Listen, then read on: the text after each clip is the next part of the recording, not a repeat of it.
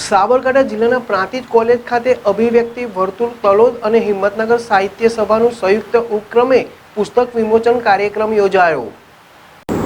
Prantij college ખાતે તારીખ 17/8/2025ના રોજ Shrimati MC Desai arts and commerce કોલેજમાં અભિવ્યક્તિ વર્તુળ તલોદ અને હિંમતનગર સાહિત્ય સભાના સંયુક્ત ઉપક્રમે પુસ્તક વિમોચન પર્વ યોજાઈ ગયું, જેમાં પ્રેમજી પટેલના 9મા લઘુકથા સંગ્રહ લજામણી વધ તથા જયેશચંદ્ર શ્રીહરિની પ્રથમ લઘુ નવલ સાયુજ્યનું વિમોચન કરવામાં આવ્યું હતું।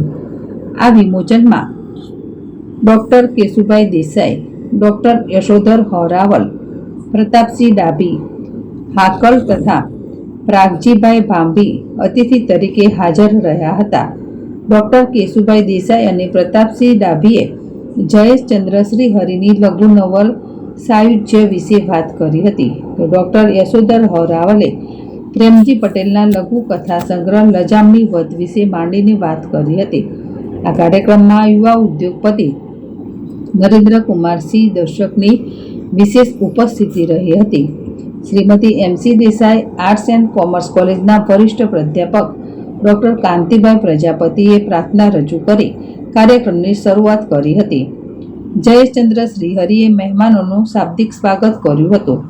કાર્યક્રમના અંતે રામજીભાઈ પટેલે મહેમાનો અને સંસ્થાનો આભાર માની કાર્યક્રમને પૂરો જાહેર કર્યો હતો।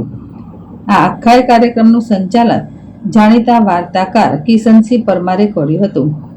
આ કાર્યક્રમમાં અભિવ્યક્તિ વર્તુળ તલોદ અને હિંમતનગર સાહિત્ય સભાના સર્જકો મોટી સંખ્યામાં હાજર રહ્યા હતા। જીન રાવળ, JSTV પ્રાંતિજ। આજે જયેશચંદ્ર શ્રીહરિ ઈડરથી એમનું એક પુસ્તક છે સાયુજ્ય લઘુ નવલકથા અને મારું એક પુસ્તક છે લજામણી વધ લઘુ કથાઓનું પુસ્તક છે। એ આ બંનેનું અહીંયા વિમોચન રાખવામાં આવ્યું છે। અહીંયા જે સ્ટેજ ઉપર બેઠેલા છે એમાં પ્રતાપસિંહ ડાભી સાહેબ, હાકલ એક કવિ છે સારા, પ્રાગજીભાઈ ભાંભી સાહેબ એક મોટા નવલકથાકાર છે, કેશુભાઈ દેસાઈ એ પણ વાર્તાકાર અને નવલકથાકાર છે, અને નરેન્દ્રભાઈ દર્શક એ ઉદ્યોગપતિ છે। એ 4-5 યશોધર રાવલ જે કલા વિમર્શના તંત્રી છે, એમના હસ્તે આ 5 મહેમાનોના હસ્તે આ એમની હાજરીમાં વિમોચન થાય એવી અપેક્ષા હતી।